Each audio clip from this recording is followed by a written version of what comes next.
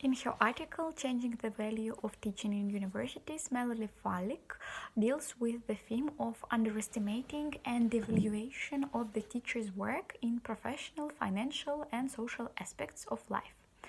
The author discusses the point that nowadays, with no convincing reasons, systematic underpayment in teaching sphere is not only taken for granted, but also it is accompanied with a belief that of this work not being prestigious and expensive. Although the question of teaching value has been discussed for many times, it still deserves people's attention.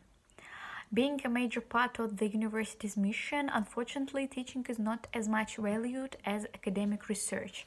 The author tries to find out the background of such problem in order to understand why, if academics play central roles in education, the reward systems in academic professions and universities are still informed by some priorities which not take a teacher as a personality into account. According to the author, the first reason is in distinct features of the nature of teaching work. She believes that teaching is local and personal. When the prestige of research is international and recognizable, teaching, on the other hand, is a practice involving a certain kind of close and trusted relationship building, and a practice which is hard to evaluate effectively. The next point is that the teaching is gendered and regarded as women's work. Teaching always involves emotional labor, connection with needs of other people. It is dominated mostly by women. That is why this profession is feminized.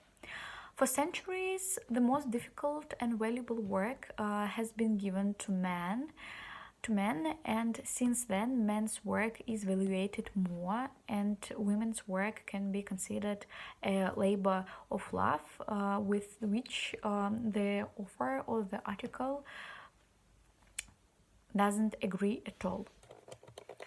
According to the history of the USA, feminization of teaching profession took place in the 19th century and in the early 20th century. At that time, universities scaled up on higher education teaching, but university staff was mostly of women, while academic research was absolutely taken by men. What is more, there is a common belief that teaching is easy work and it's not real teaching, so it doesn't worth any respect. Again, it is found out that there are women who predominantly do this work.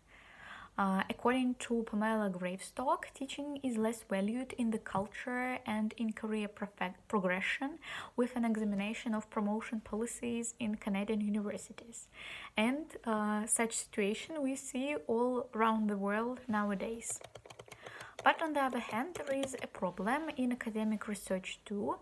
Many PhDs who want to fulfill their ambitions don't get a proper mentorship in teaching. Most of doctoral students are not motivated or supported by their supervisors and tutors. People seek programs that can bring research and teaching together in order to have more successful results in research. To sum up, the author believes that there is a strange contradiction only becoming more important each day. In order to make a successful research, a person should be taught by a professional teacher who knows methods, ways, and features of a learning process to make it easier. But at the same time, teaching is underestimated and undervalued profession what is considered to be only for women, and that is why it shouldn't be paid well enough.